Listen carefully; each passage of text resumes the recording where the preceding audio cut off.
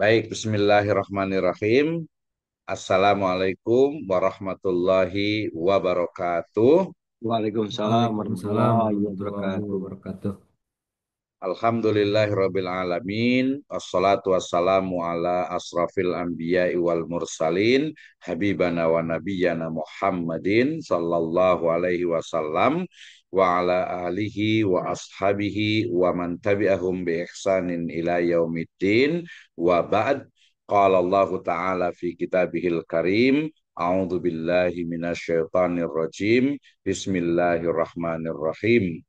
Ya ayyuhalladzina amanu atiullaha wa atiur rasul wa ulil amri minkum fa in tanaza'tum fi syai'in farudduhu ilallahi wa rasul in kuntum tu'minuna billahi wal yaumil akhir dzalika khairu wa ahsanu ta'wila wa qala aidan wa ma atakumur rasulu fakhuduhu wa ma nahakum anhu fantahu wa qala wattaqullaha innallaha syadidul iqab. Wa qala aidan wa anzalna ilaika dzikra litubayyana linnasi ma nuzzila ilaihim wa la'allahum yatafakkarun. Wa qala Rasulullah sallallahu alaihi wasallam la yu'minu ahadukum hatta yakuna hawahu taba'an lima ji'tu bih. Wa qala an Mu'ad bin Jabal anna Nabiyya sallallahu alaihi wasallam qala yakni qala lahu khina ba'asahu ilal Yaman bima taqdi. Qala Rasulullah sallallahu alaihi wasallam bima taqdi qala bi kitabillah. Qala fa illam tajid qala bi sunnatir Rasulillah. Qala fa illam lam tajid atau fa illam tajid qala ajtahidu ra'yi wala alu. Fadaraba Nabiyyu sallallahu alaihi wasallam sadrah wa qala alhamdulillahilladzi waffaqa rasula rasulillahi lima yurdiyallahu wa rasulah. Amma ba'd fa inna asdaqal hadis kitabullah wa khairal huda hudan nabiyyu sallallahu alaihi wasallam. Awalan aqulu lakum jazakumullahu khairan ala hudurikum fi hadhihi khissah at-tayyibah, yakni fi khissah ar-rabi'ah fil mawdu' yakni fiqhul Islam atau ahkamul Islam atau hukum Islam. Wa fi hadhihi khissah at-tayyibah nurid an nabhas yata'allaq bi masadir fiqhul Islam atau masadirul Islam atau masadir syariah minal Quran wa minas sunnah. Awalan yakni nabda min kitabillahi subhanahu wa ta'ala fi suratin nisa yakni fil ayah tis'a wa khamsin.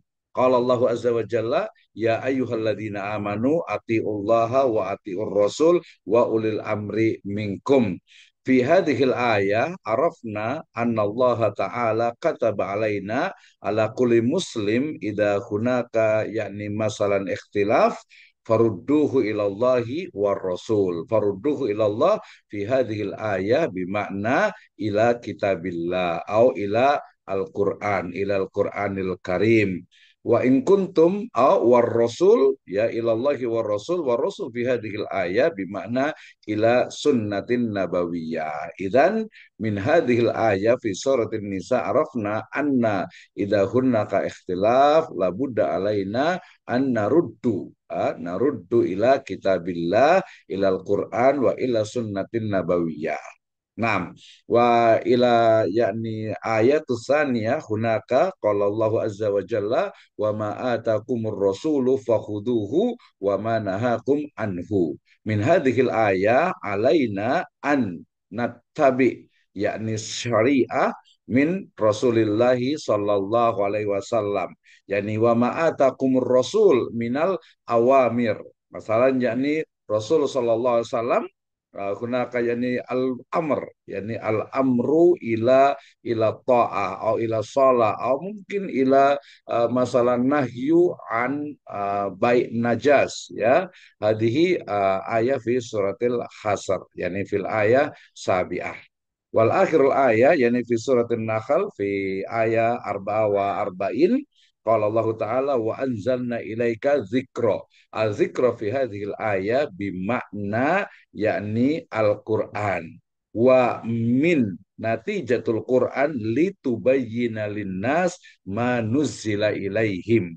Yakni ilal Al-Qur'an nazzala ila Muhammadin sallallahu alaihi wasallam litubayyina linnas. Naam, wa nahnul insan la budda alaina an nattabi yani an na'mal kama qala Allah taala wa qala Rasul sallallahu alaihi wasallam. Wa min sunnatin nabawiyah hunaka arafna ar-riwayah rawahu Abu Dawud wa Tirmidzi yata'allaq bi kaifa naqdi masalah hina hunaka al-masailul ahkam la budda an naruddu au ila kitabillah awalan wa ila sunnatin nabawiyah wal akhir yani ajtahidur ra'yi wala alun najtahid kaifa al-ahkam fil Islam. Ya, terima kasih semuanya.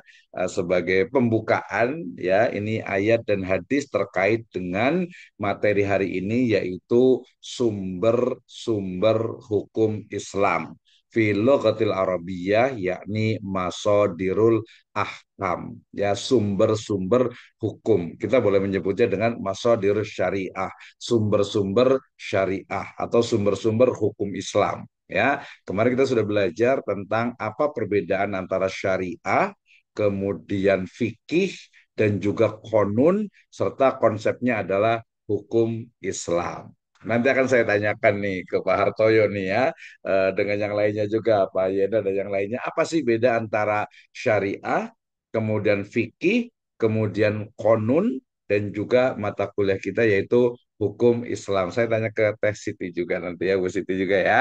Oke, kita awali tadi ayat ini, tiga ayat ini sejatinya intinya adalah menunjukkan bahwa sumber hukum, ya sumber syariah, ya dalam Islam itu adalah pertama adalah Al-Quran, yang kedua adalah hadis Nabi Shallallahu Alaihi Wasallam. Nah, kita akan bahas itu secara detail, ya. Di hadis juga ini riwayatnya Abu Daud dan Tirmidzi, bagaimana ketika Nabi Shallallahu Alaihi Wasallam itu mengutus ya Mu'ad bin Jabal ke Yaman.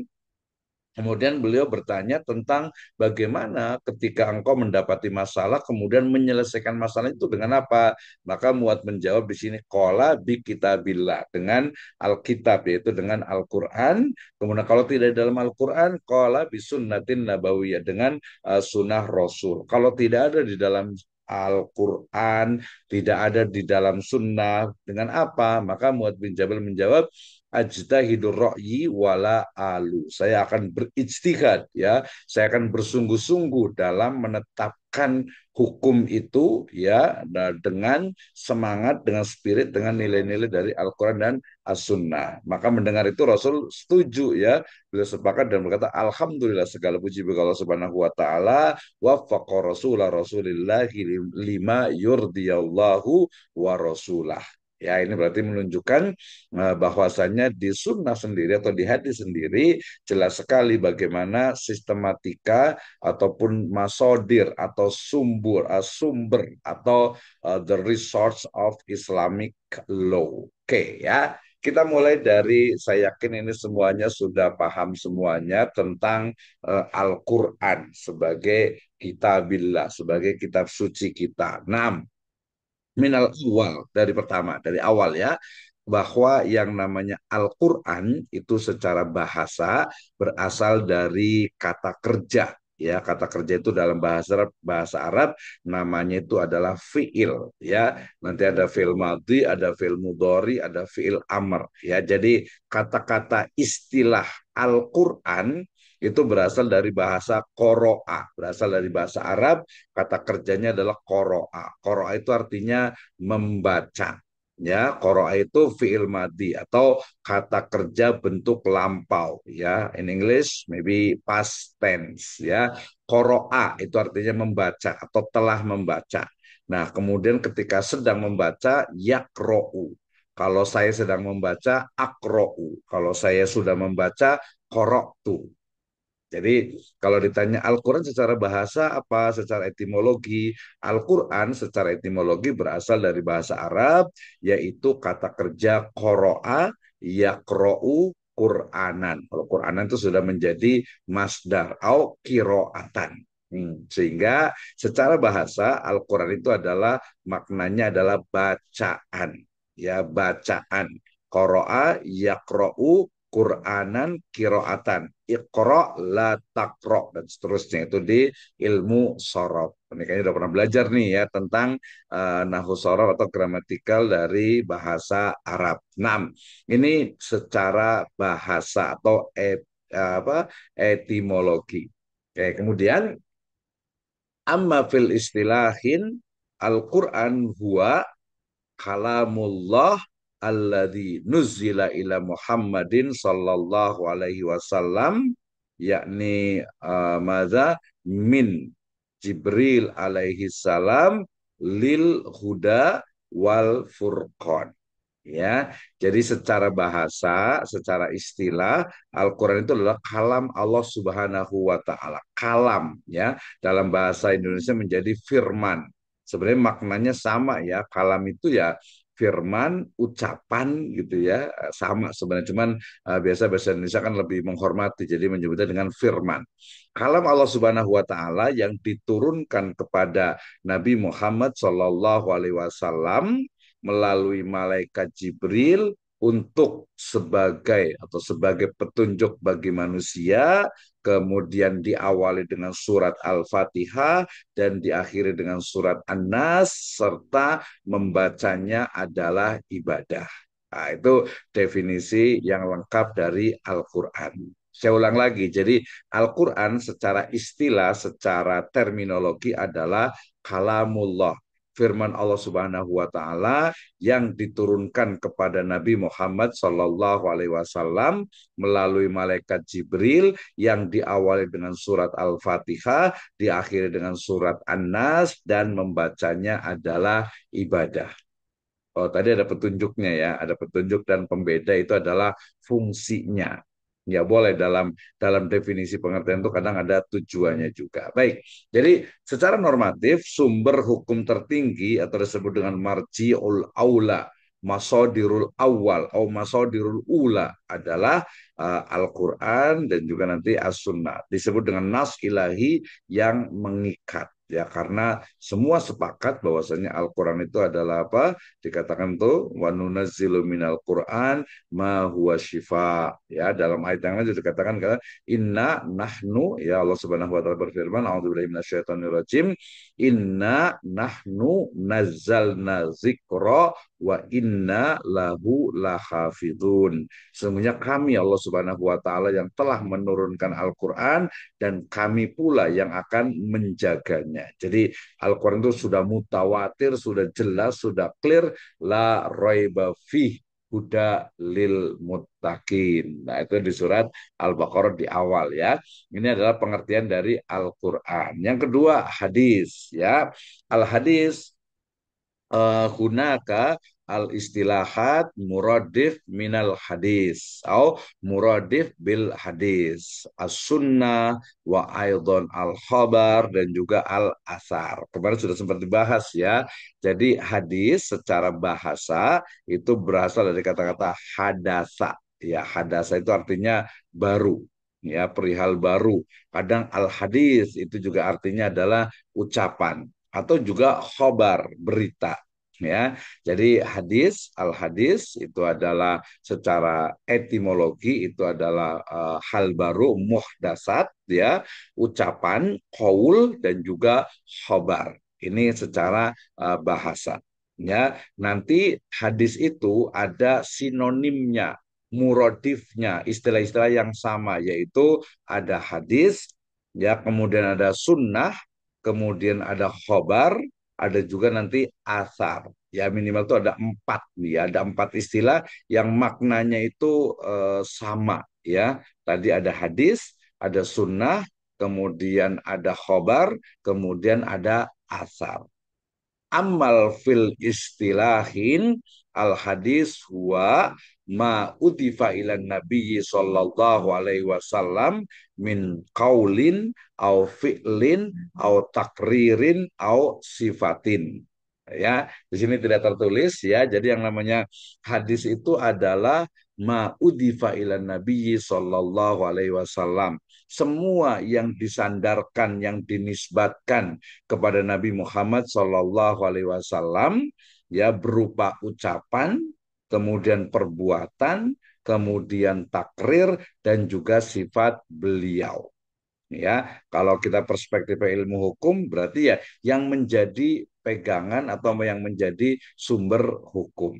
Nah, itu secara istilah. Ma'udhifa ila Nabi sallallahu alaihi wasallam min qaulin au fi'lin au sifatin au takririn. Ya, kalau bahasa sederhananya hadis itu adalah semua ucapan, perbuatan, kemudian takrir dan sifat Nabi Shallallahu Alaihi Wasallam. Itu namanya hadis. Ya, dari mana kita tahu ucapan Nabi? Ada di riwayat.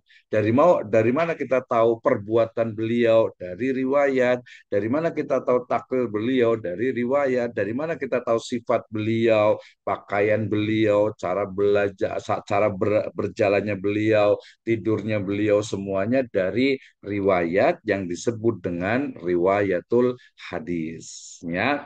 Nah, di hadis sendiri nanti kita akan khusus membahas tentang bagaimana sebenarnya ilmu hadisnya itu ya secara spesifik. Jadi nanti kita tahu ya, nanti di beberapa video YouTube saya juga silakan boleh dilihat tentang hadis sebagai sumber ilmu, sebagai sumber hukum di dalam Islam.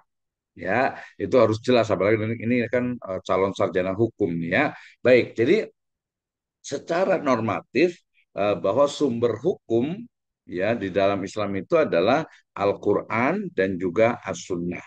Ya, ini pendapat pertama. Nanti pendapat yang kedua ada juga menyebutnya dengan ijma dengan kias itu dianggap juga sebagai sumber hukum. Ya, tapi sebenarnya lebih tepatnya itu adalah dalil hukum. Kalau sumber ya sumber utamanya ya sumbernya. Sementara kalau ijma dengan kias dia lebih kepada dalil hukum ya metode ijtihad. Ya, ijtihad itu adalah ya kesungguhan seorang mujtahid, seorang tokoh Islam, seorang ulama dalam menetapkan suatu hukum ya. Kesungguhan itu berarti dia tidak main-main, dia tidak mengikuti hawa nafsunya, tidak hanya karena kelompoknya atau dirinya sendiri tapi betul-betul memang ikhlas lillahi taala.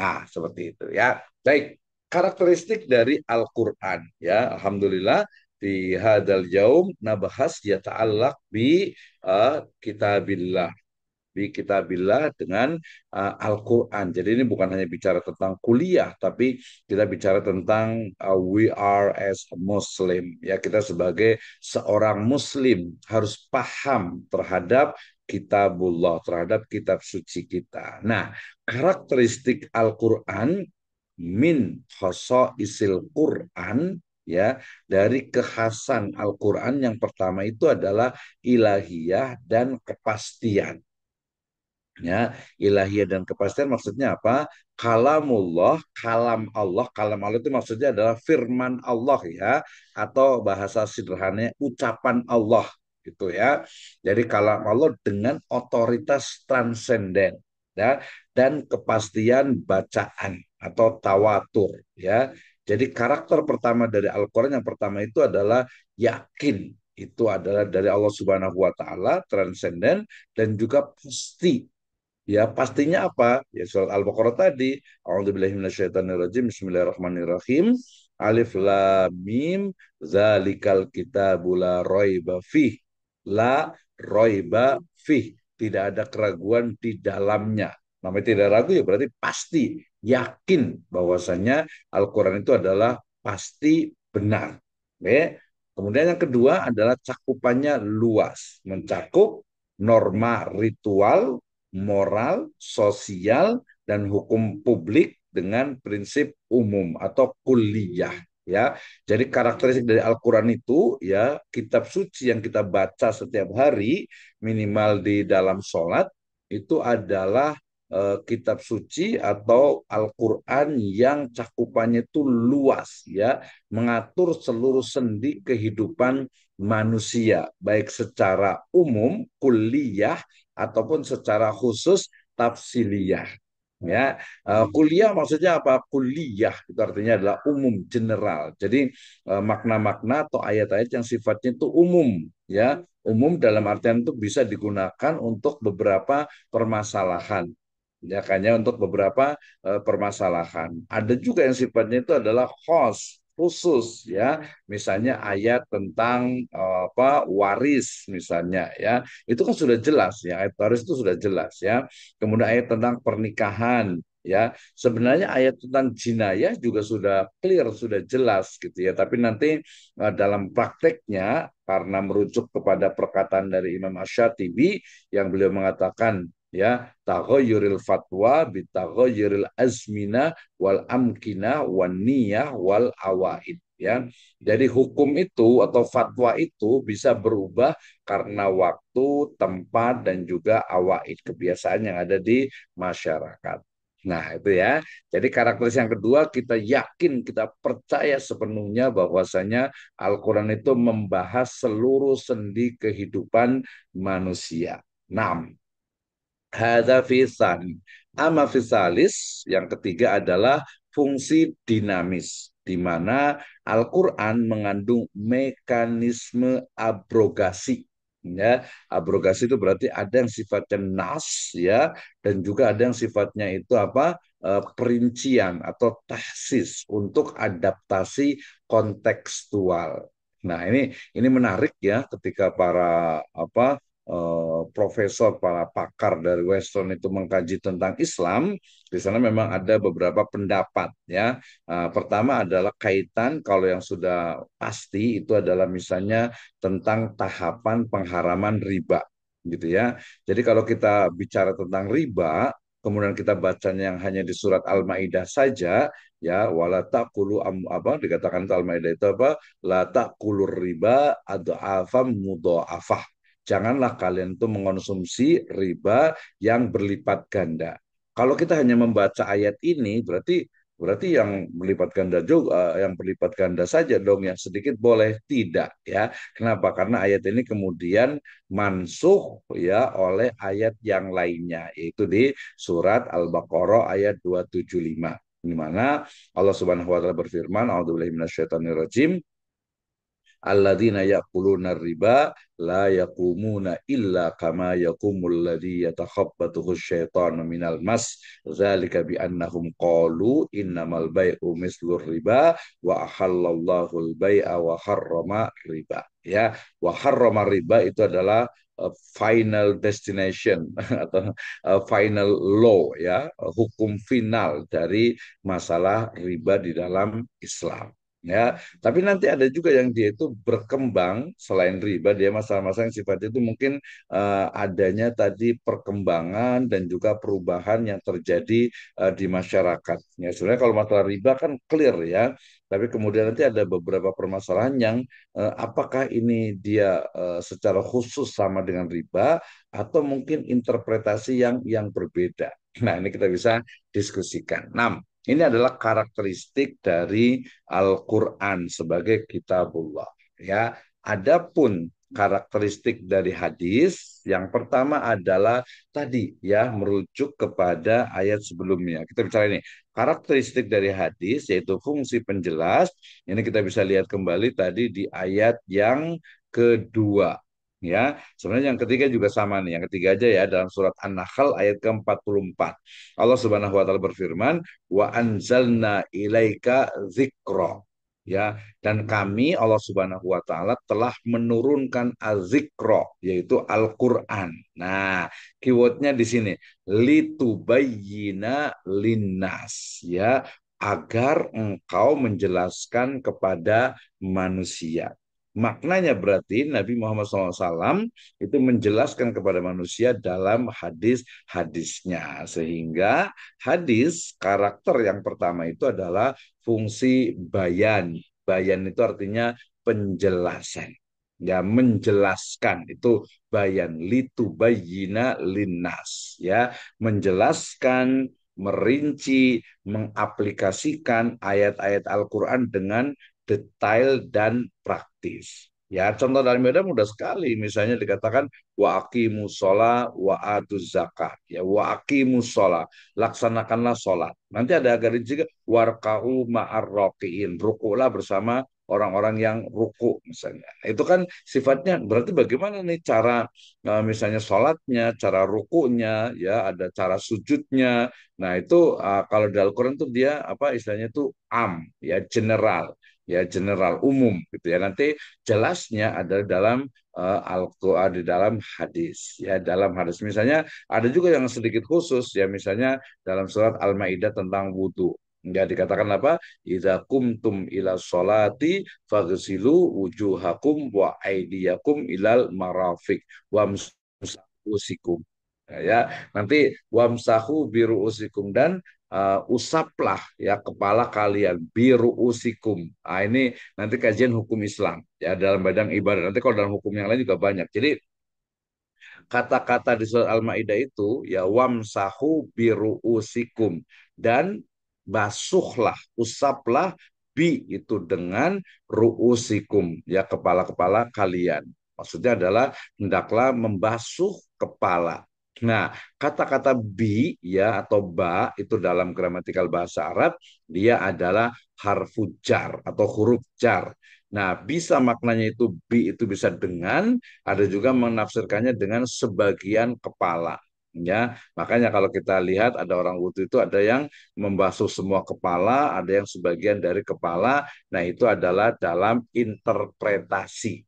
Nah, itu baru masalah wudhu tuh. Belum nanti masalah sholat yang lainnya itu banyak sekali. Itulah fikih.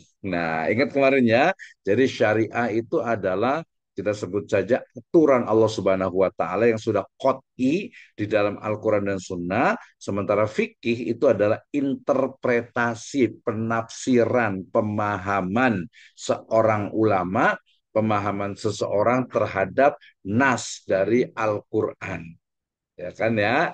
Nah, misalnya nih, kalau di dalam Al-Quran dikatakan apa? Aula mastumun nisa, ya, walam tajidu ma fatayammamu, gitu ya. Jadi itu ada kata-kata apa? Kata-katanya adalah apa? Disebutnya itu adalah uh, lamasu aula mastumun nisa, aula mastumun nisa, atau kalian menyentuh perempuan, gitu ya. Nah, menyentuh perempuan nanti dalam fikih juga, ini fikih ibadah banyak beda ya, nggak apa-apa. Ya Allah mastumun nisa di situ adalah atau menyentuh perempuan, sehingga nanti dari beberapa mazhab itu ketika wudhu kemudian bersentuhan laki-laki dengan perempuan itu batal karena la mastumun nisa itu diterjemahkan secara tekstual yaitu menyentuh perempuan gitu ya. Nanti ada mazhab yang lainnya, nanti ada mazhab Maliki dan juga Hanafi misalnya gitu ya. Mereka mengatakan lamas tumunisnya itu bukan hanya menyentuh gitu ya, bukan hanya menyentuh. Dasarnya apa? Dasarnya nanti misalnya perkataan dari Maryam, ya perkataan Maryam ketika dikatakan apa? Beliau mengatakan saya kan belum pernah apa walam yam sasni bashar. Ya, jadi Maryam itu atau orang juga Siti Maryam itu menyebutkan walam yam sasni bashar. Saya itu belum pernah disentuh oleh manusia, oleh laki-laki, gitu kan ya. Nah kan nggak mungkin, masa disentuh doang, kan maknanya bukan disentuh di situ ya, ya walam yamsasni basar maksudnya ya, ya digauli oleh laki-laki gitu ya. Belum pernah Maryam itu belum pernah, maka disebut dengan apa perawan suci gitu ya. Tapi kok bisa punya anak, tapi fokus kepada apa walam yamsasni basar. Jadi di situ menyentuh itu memang bukan hanya ini gitu ya, itu beberapa pendapat. Nah, seperti itu contohnya ya. Jadi ada menjelaskan kayak gimana nih. Yang kedua adalah variasi kepastian. Jadi bervariasi dari mutawatir, ahad, doif, bahkan nanti ada yang maudhu. Kalau maudhu atau palsu itu berarti dia bukan hadis, bukan riwayat, bukan ucapan, bukan sabda dari Kanjeng Nabi Muhammad Sallallahu Alaihi Wasallam. Ya, Nah, itu hadis jadi dia pasti ya. Nanti ada yang mutawatir, nanti ada yang aziz, ada yang masyhur, ada juga hadis yang riwayatnya ahad ya, ada juga yang doif, doif sendiri, ada yang doif jiddan, ada yang lemah sekali, ada doif ma'al ghair, ya bisa doif tapi bisa kuat dengan riwayat yang lainnya. Ini kajiannya dalam ulumul hadis atau ilmu hadis. Nanti insya Allah saya akan bahas juga ya. Insya Allah mudah-mudahan keburu untuk yang lebih detailnya lagi. Karena nanti yang paling banyak sebenarnya mata kuliah ini kita akan fokus kepada manhajul ijtihad ya, manhajul ijtihad atau disebut juga dengan manhajul istimbat wal istidlal. Jadi mata kuliah ini ujungnya ya intisari dari mata kuliah ini adalah mahasiswa itu mampu untuk menetapkan suatu permasalahan hukum dalam perspektif hukum Islam. Ya, nanti maka saya akan tanya nih. Dari sekarang boleh mahasiswa semuanya siapkan untuk satu masalah yang ingin tahu hukumnya dalam Islam. Nah, nanti kita akan bedah ya setelah saya presentasi. Oke, kemudian validitas sanad dan matan ini penting ya di mana kalau Al-Qur'an itu kan dia sudah mutawatir ya, tidak ada yang beda pendapat kecuali nanti mungkin orang-orang Syiah ya. Orang-orang Syiah itu kadang mereka ada pendapatnya itu punya mushaf Fatimiyah katanya, tapi itu tidak sesuai dengan jumhur dari para ulama, termasuk pedoman kita ya MUI ya, Majelis Ulama Indonesia.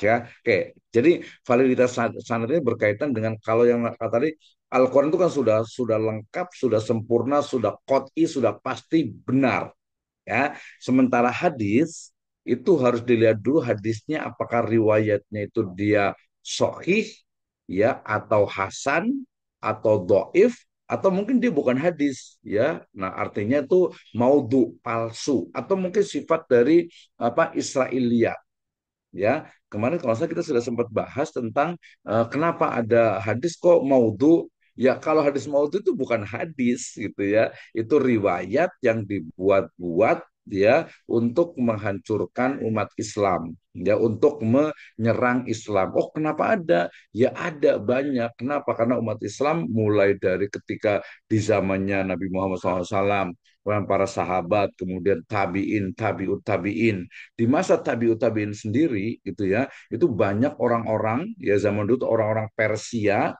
ya yang tidak suka dengan Islam tapi pura-pura masuk Islam kemudian apa menghancurkan Islam dari dalam.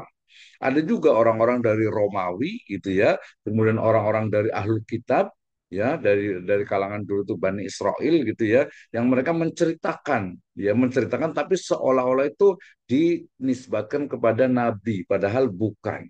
Ya, banyak tuh yang kemarin kita cerita tentang misalnya kisah tentang apa Burok ya. Burok itu kalau di Israeliat itu digambarkan dengan kuda, kemudian kepalanya itu adalah wanita cantik ya, seorang perempuan yang cantik. Oh, berarti Nabi naik itu dong. Tidak, yaitu riwayatnya adalah mautu atau palsu. Nah, seperti itu ya. Jadi validitas sanad itu penting, memerlukan verifikasi rantai periwayat karena hadis itu dari masa Nabi, ya Nabi bersabda, beliau bersabda, kemudian didengar oleh para sahabat, ada yang menghafalnya, kemudian sebagian ada menuliskannya, diriwayatkan lagi kepada tabiin, diriwayatkan lagi kepada tabiut tabiin, diriwayatkan lagi kepada imam-imam yang menuliskan hadis. Yang paling tua diantaranya adalah ya ada Abu Hanifah, kemudian ada Imam Syafi'i, ada Musnad Ahmad, yang itu sudah ditulis dalam sebuah buku atau kitab hadis. Makanya ada Musnad Ahmad, ada Musnad Syafi'i gitu ya, ada Al-Muwatta'nya karya Imam Malik ya, kemudian nanti kalau Abu Hanifah itu ada murid-muridnya, ada Abu Yusuf dan yang lainnya yang itu mengumpulkan hadis, dan itu sebenarnya terjadi nanti pada masanya Khalifah Umar bin Abdul Aziz, yaitu Sihabuddin Az-Zuhri sebagai tokoh pertama secara legal formal menuliskan hadis. Ya, nah ini kadang sering jadi permasalahan dan perdebatan serta kadang menjadi alat untuk menyerang umat Islam. Mereka bilang hadis itu kan baru dikumpulkan setelah zamannya Umar bin Abdul Aziz gitu ya. Sama juga tadi Al-Quran. Al-Quran itu kan dikumpulkan setelah Nabi Muhammad SAW itu wafat. Terus gimana dong? Ya, nanti kita bisa diskusi juga nih. Ya, oke, kita lanjut dulu. Ya, 3 slide lagi. Berikutnya adalah dimensi hukum dalam Al-Quran. Nah ini kita bisa sambungkan, kita bisa korelasikan antara hukum Islam dengan hukum positif. Maksudnya adalah definisi dari hukum itu sendiri ya. Jadi kemarin kita sudah bahas bahwa kata-kata istilah hukum dalam kajian hukum Islam sejatinya itu adalah merujuk kepada fikih gitu ya, merujuk kepada fikih. Ya walaupun ya lebih tepatnya yang namanya hukum Islam itu adalah syariah bentuknya, kemudian fikih ya pelaksanaannya dan juga nanti ada konun. Gitu ya. Nah, ada tiga itu. Sehingga kalau kita tadi bicara tentang apa hukum, ilmu hukum, ini kita lihat ya. Jadi dimensi dari hukum dalam Al-Quran itu pertama kita bisa lihat dari kategori hukum ya. Hukum itu kan pertama ada yang al-amru, ada yang sifat itu menetapkan kewajiban. Ya, menetapkan kewajiban. Kutiba alaikumul kisos wa huwa kurhul lakum. Ya, diwajibkan atas kalian itu menetapkan atau melaksanakan kisos. Ya, walaupun itu tidak kalian sukai gitu ya. Kisos kan kata-kata menggunakan kata-kata kutiba. Ya, sering kita dengar ada kutiba alaikumusiyam gitu ya. Nah, itu juga berarti menunjukkan kewajiban. Ya, menunjukkan kewajiban. Ya, kemudian juga kaitan tadi dengan apa? Fajtanibuh misalnya kan innamal khomru wal maisir wal azlam ya kemudian juga apa? Rijzun min amali syaiton fajtanibuh artinya itu adalah jauhilah berarti larangan. Nah, larangan di sini menetapkan sesuatu yang tidak boleh, tapi nanti tidak semua hukum asalnya memang an-nahyu ya al-amru lin-nahyi al-haram. Ya, jadi hukum asal dalam Al-Qur'an itu larangan itu adalah haram. Ya, kecuali nanti ada yang memalingkannya, misalnya tentang penulisan dari akad yang tidak tunai. Ya, dikatakan ya ayyuhalladzina amanu idza tadayantum bidainin ila ajalim musamma faktubuh. Ya wahai orang-orang yang beriman, apabila kalian melakukan transaksi tidak secara tunai, faktubuh, maka tuliskanlah. Ya, kalau kita baca ayat ini, wah, maka tuliskanlah, berarti perintah ini sifatnya wajib. Nah, ya, kalau baca sampai di situ, iya itu menjadi wajib. Tapi kemudian kalau kita baca lebih mendalam lagi atau baca ayat berikutnya, di situ kalau saling percaya, kemudian itu ya tidak mengapa untuk Allah taktubuha, untuk tidak menuliskannya. Ya, tapi para ulama kemudian mengatakan ya anjuran utama terutama akad-akad yang memang besar gitu yang mungkin terindikasi kemungkinan adanya mungkin konflik sengketa kalau umpamanya tidak ditulis. Tapi kalau misalnya utang di warung, utang di warung ya, misalnya 1.000 gitu ya, atau mungkin 10.000, itu tidak wajib untuk dituliskan. Tapi dianjurkan saja, ya, dianjurkan saja. Jadi melihat juga kepada apa yang berlaku di masyarakat. Tapi kalau beli utangnya sampai 100.000, 500.000, 1 juta, yaitu dituliskan. Lebih besar lagi nanti akad-akad yang sifatnya itu bisnis itu menjadi lebih wajib lagi. Ya, jadi ada larang, ada amr perintah, ada larangan, ada takhir. Ya, takhir itu adalah mubah atau dianjurkan saja. Nah, ya, biasanya ayat-ayat laki-laki ini ya, fangkihu ma tobalakum minan nisa masna wasulasa waruba. Nah, itu kan sebenarnya anjuran saja. Ya, anjuran ya silakan saja. Ya, silakan kalau mau nikah misalnya gitu ya, ya boleh 4, 3, 2 gitu ya. Kalau nggak mampu ya satu saja gitu ya. Nah, itu takhir namanya pilihan, tidak wajib gitu ya. Tidak wajib, bukan wajib ya. Sama juga dengan hukum pernikahan sendiri juga tidak wajib gitu ya. Tergantung kepada kondisinya gitu ya. Kayak kemudian ada aturan prosedural, ketentuan teknis, biasanya itu kaitannya dengan misalnya tentang warisan, misalnya tentang tadi kisos, misalnya tadi tentang jual beli. Ya, ada juga aturan sifatnya itu teknis di dalam Al-Quran. Fungsi operasionalnya biasanya berkaitan dengan normatif, jadi menegaskan nilai dan tujuan. Nanti saya akan bahas khusus ya di pertemuan-pertemuan akhir itu tentang makosidus syariah ya. Tekstual artinya memerlukan taksis dan juga tafsir, sementara konstitusional legitimasi dalam wacana negara Islam. Nah, dalam konteks negara Islam maksudnya adalah negara yang resmi seperti di Indonesia. Ya kan peraturan-peraturan banyak sekali itu nanti yang disebut dengan istilah konun. Nah, kemudian kalau kita lihat dimensi hukum dalam hadis, ini pertama kaitannya dengan tafsir atau interpretasi dan spesifikasi. Artinya menjelaskan ayat yang umum, kemudian merinci ketentuan Al-Quran dengan contoh-contoh praktis. Ya, itu dimensinya tuh. Ya, jadi ada aturannya. Yang kedua regulasi praktik, artinya mengatur detail ritual ibadah dan prosedur hukum. Ya, nanti ada fiqhul ibadat ataupun juga fiqhul muamalat ya. Nah, yang ketiga sebagai sumber dalil artinya Al-Qur'an itu menjadi apa sumber hukum utama ya. Sebenarnya nanti bersama dengan hadis juga dengan syarat tadi hadisnya itu adalah sahih atau hasan ya. Kemudian sumber dalil menjadi dasar ijma dan qiyas dalam pengembangan hukum Islam ya. Nanti makanya nanti ada yang menyebut ijma itu ya sebenarnya dia lebih kepada dalil ya ketika oh ini ada ijma'nya oh ini ada kiasnya nah, itu ya jadi menjadi dalil hukum untuk pengembangan hukum Islam yang terakhir adalah kategori kekuatan di mana hadis itu kan tadi ada yang sifatnya itu mutawatir ya mutawatir itu maksudnya adalah hadis riwayat yang diriwayatkan oleh banyak para perawi hadis, para ulama itu banyak sekali yang meriwayatkannya sehingga ini sudah pasti benar ya.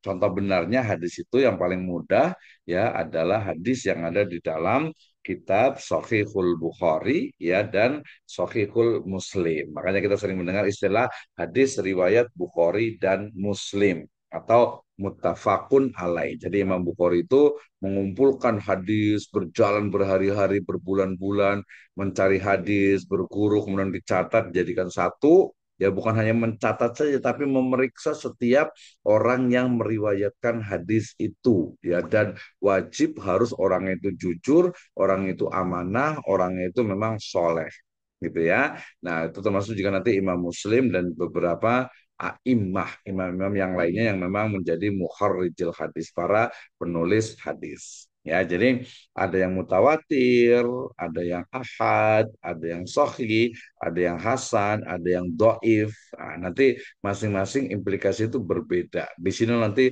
dinamika dan juga dialog ya dalam hukum Islam. Misalnya bagaimana ketika ada hadis yang sahih, ini kok berbeda dengan hadis yang doif? Ya masa yang diutamakan ya yang sahihnya gitu ya. Atau mungkin ada yang hasan, ada yang sahih ini berarti pilih yang mana nih? Kita lihat nanti masuk ke dalam metode namanya itu tarjih. Itu nanti kita akan bahas dalam metode istimbatul ahkam ya, metode dalam melahirkan, dalam mewujudkan, dalam menghasilkan hukum di dalam Islam. Oke, ini dimensi hukum dalam Islam. Interaksinya jadi kalau ditanya bagaimana sih sebenarnya hubungan korelasi antara Al-Quran dan hadis, yang pertama adalah tafsir atau bayan lebih tepatnya. Jadi hadis itu akan menjelaskan apa yang ada di dalam Al-Quran. Ya, itu yang pertama ya. Jadi tafsir atau bayan. Yang kedua adalah tahsis, artinya perincian. Jadi hadis itu akan mentahsis, akan merinci ayat-ayat yang sifatnya umum dengan ketentuan yang spesifik. Dalam hadis, tata cara wudhu, tata cara sholat, tata cara puasa, haji, ya dan juga berbagai fiqhul muamalah yang lainnya, hukum-hukum Islam yang lainnya. Jadi lebih dirinci. Ya, misalnya tadi kalau kaitan dengan apa, dengan kisos misalnya, ya tidak disebutkan, bahwa nanti ada hadis ya yang meriwayatkan tentang bagaimana pelaksanaan dari kisos itu sendiri. Ya, kemudian ada implementatif, ya artinya tatbik. Hadis menunjukkan praktek rasionalisasi hukum dalam kehidupan yang nyata, terutama di masa Nabi Muhammad SAW dan juga para sahabatnya. Jadi di situ, oh prakteknya seperti ini gitu. Misalnya tadi, ya sholat gimana cara sholat, bagaimana cara puasa, zakat, haji dan sebagainya. Nah, itu yang ada itu seperti itu ya. Nanti ada perkembangannya dalam konteks yang lebih luas lagi, terutama dalam konteks kita di Indonesia, di era zaman sekarang ini, kemudian juga di eranya digital, eranya AI, nah, itu itu akan lebih banyak tantangan lagi. Yang ini saya sebut ini, tiga ini ya yang memang ada secara klasik dari sisi keilmuan Al-Quran dan hadis dalam perspektif hukum Islam. Ya, dalam hidup modern, dalam kehidupan modern ya banyak sekali hal-hal yang sifatnya itu perlu juga dijelaskan. Ya, kalau dari hukum keluarga misalnya, bagaimana nih kalau warisan itu dibagi rata gitu, laki-laki perempuan itu sama gitu ya. Atau kalau dari sesi pernikahan juga misalnya, gimana nih kalau nikahnya itu pakai teleconference gitu ya, pakai video call, sah nggak nih ya kalau nikahnya pakai video call ya, ijab kabulnya itu pakai video call gitu ya. Ya, banyak sekali ya dari sisi ekonomi nanti lebih banyak lagi. Oke, ini adalah interaksi ya hubungan antara Al-Quran dan hadis. Resolusi konflik dan juga kaidah praktis dalam hal ini. Jadi metode resolusi itu adalah prioritas ya. Ini untuk kita pengen tahu gimana nih cara menentukan Al-Quran ya ini. Pertama, jadi kalau ada permasalahan ya kita ingin tahu hukumnya, maka pertama lihat di dalam Al-Quran ya. Yang kedua lihat di hadis ya. Hadis itu nanti diurutkan mulai hadis yang mutawatir, hadis yang sohih gitu ya, sampai nanti ke Hasan dan juga kalau doif li ghairihi ya. Baru nanti ada kajian sanad dan matan dengan peran usul fikih. Ya, berarti nanti kita belajar usul fikih nih ya. Kita belajar usul fikih berarti nih ya. Oke, kemudian yang berikutnya adalah apa? Adalah kaidah penggunaan ya, kaidah penggunaan dalam hal verifikasi sanad dan matan, kemudian pertimbangan juga konteksnya, sababul wurudnya. Kalau hadis ya, kalau di Al-Qur'an kan asbabun nuzul, kalau hadis asbabul wurud, sebab adanya munculnya hadis itu. Kategori hukum ini masuk ibadah atau muamalah. Kenapa? Karena harus paham kalau dalam ibadah itu al aslu fil ibadati haramun illa madalad dalil alal amri. Jadi hukum asal ibadah itu adalah harus ada contohnya gitu ya. Al aslu fil ibadati haram. Jadi hukum asal dari ibadah itu adalah haram, tidak boleh dilakukan kecuali ada contohnya. Wudhu ada contohnya, sholat ada contohnya, puasa ada contohnya, haji ada contohnya, kemudian juga ibadah-ibadah yang lainnya yang ada contohnya. Sementara kalau dalam muamalah itu kebalikannya, al aslu fil muamalati al ibaha hatta yadulud dalil alat tahrim. Hukum asal dari muamalah itu adalah boleh sampai ada larangan ya yang memalingkan dari hukum mubah boleh tersebut atau yang menunjukkan keharamannya. Semua jual beli itu boleh pada asalnya, tapi kemudian tidak boleh kalau ada unsur riba, goror, najas, baik batil, ikhtikar, ya, tadlis, goben, najas, dan yang lain. Itu ya banyak gitu. Jadi ada hukumnya semuanya tuh boleh kecuali ada dalil yang mengharamkannya. Itu menunjukkan dinamisasi atau dinamika, ya, sifat dinamis dari hukum muamalah Islam. Ya, muamalah sendiri kalau sekarang memang kesannya itu adalah muamalah al-maliyah, seolah-olah itu muamalah itu ekonomi. Padahal dalam konteks yang lebih luas, muamalah itu semua hal terkait dengan interaksi antara manusia dengan manusia yang lainnya, manusia dengan hewan, manusia dengan tumbuhan, manusia dengan semesta. Itulah muamalah. Muamalah dari perspektif hukumnya disebut dengan apa? Fikih muamalah. Ya, jadi sebenarnya fikih muamalah ya bahasa bebasnya bahasa lebih luasnya hukum Islam dalam bidang muamalah itu adalah hukum-hukum Islam yang mengatur tentang interaksi hubungan antara manusia dengan manusia yang lainnya dan manusia dengan semesta. Nah, jadi kalau kalian bicara tentang fikih lingkungan, misalnya itu fikih lingkungan berarti hukum-hukum terkait dengan lingkungan, lingkungan hidup itu ya. Nah, itu berarti ada kata-kata fikihnya. Kemudian konsistensi dengan makosid, nanti ada kita mengenal namanya makosid syariah, yaitu maksud dan tujuan syariat. Kenapa sih harus ada hukum Islam? Kenapa sih harus ada istilahnya itu syariat Islam? Ya, nah itu nanti dalam kajian makosidus syariah. Ya, contoh simpelnya mudah ya. Misalnya seorang perempuan dalam Islam itu wajib memakai jilbab. Ya, jadi ketika ditanya kenapa harus pakai hijab, jawabannya itu dua. Ya, kenapa harus sholat? Jawabannya juga dua. Saya kayaknya udah pernah bahas ya. Kenapa kita harus puasa? Jawabannya itu dua. Ya, pertama adalah perspektifnya usul fikih. Ini sangat hukum yang sifatnya tekstual dan ada nanti yang dengan pendekatan makosid yang sifatnya itu adalah filosofis kontekstual. Ya, jadi misalnya yang pakai jilbab itu kenapa harus memakai hijab bagi seorang perempuan muslimah? Jawabannya adalah pertama, jawaban dari perspektif usul fikih. Ya, lebih simpelnya perspektif dari hukum Islam. Bahwa dalam hukum Islam itu memang wajib untuk memakai hijab bagi muslimah. Ya. Yang kedua, dari perspektif makosidus syariah. Kenapa? Karena dengan memakai hijab akan menemukan berbagai hikmah, berbagai istilahnya itu apa manfaat maslahat dari penggunaan hijab itu baik secara untuk pribadi dan juga masyarakat. Jadi jawabannya kalau dalam Islam itu selalu seperti itu. Kenapa harus sholat? Ya karena sholat itu inna sholata kanat alal mu'minina kitabam mauquta. Ya, jadi karena sholat itu adalah wajib. Ya, dari sisi maksud kenapa harus sholat? Oh, banyak sekali hikmah dari sholat. Kenapa ya kita tuh harus sholat 5 waktu ya? Kemarin saya diskusi dengan salah satu profesor bidang psikologi, ya, beliau di psikologi klinis kalau nggak salah itu ya. Beliau menyebutkan tentang teori pengulangan, ya, teori pengulangan. Artinya ketika satu aktivitas itu dilakukan secara berulang-ulang, mestinya itu akan membentuk satu karakter manusia. Ya, kemudian saya langsung berpikir, kenapa sholat itu harus 5 waktu gitu ya? Kenapa sih nggak kayak mungkin orang agama lain seminggu sekali aja lah gitu ya? Nah ternyata tidak. Dan juga kenapa waktunya itu subuh udah bangun tahu ngantuk-ngantuk gitu ya, kemudian siang, kemudian sore, kemudian maghrib sampai isya. Nah, itu nanti masuk ke dalam maqasidus syariah. Hukumnya sholat itu yang 5 waktu ya wajib, tapi ada hikmah, ada makna yang mestinya kita dapatkan dari pelaksanaan sholat tersebut.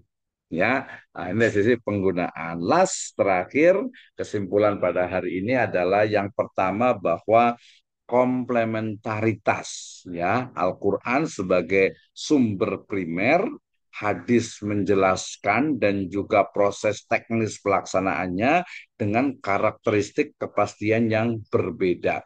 Yang berbeda maksudnya adalah lihat hadisnya, lihat riwayatnya gitu ya. Jadi yang pertama bahwasanya hukum atau sumber hukum dalam Islam, sumber syariat dalam Islam itu adalah Al-Quran dan hadis. Kalau Al-Quran sudah pasti sudah qot'i, sementara hadis pastikan dulu riwayatnya, ya. Nanti dari sumbernya, dari kualitas, validitas dari hadis tersebut. Ya, yang kedua peran makosid di mana menyaring hadis yang tampak bertentangan dengan prinsip umum Al-Quran. Jadi dilihat dulu nih, ini betul tidak hadis nih ya, nah, sesuai atau tidak, benar atau tidak itu harus dikaji. Yang terakhir, konteks modern di mana hadis itu menjembatani nas dengan realitas baru. Ya, misalnya ada digital Islamic Bank, ya ada bioetika, ada tentang hak asasi manusia, tentang perlindungan perempuan dan anak, ya, mungkin tentang apa trafficking, ya, atau mungkin tentang narkoba, gitu ya, tentang semua hal baru yang belum terjadi sebelumnya itu nanti bisa diselesaikan dengan sumber hukum Islam dan juga dalil hukum Islam. Caranya bagaimana? Nanti kita akan belajar tentang berbagai metode ijtihad. Oke, sampai di sini dan kita bisa diskusi bersama terkait dengan materi hari ini yaitu sumber hukum Islam. Ya, lebih spesifik. Saya persilakan untuk yang mau berdiskusi. Nanti kita ada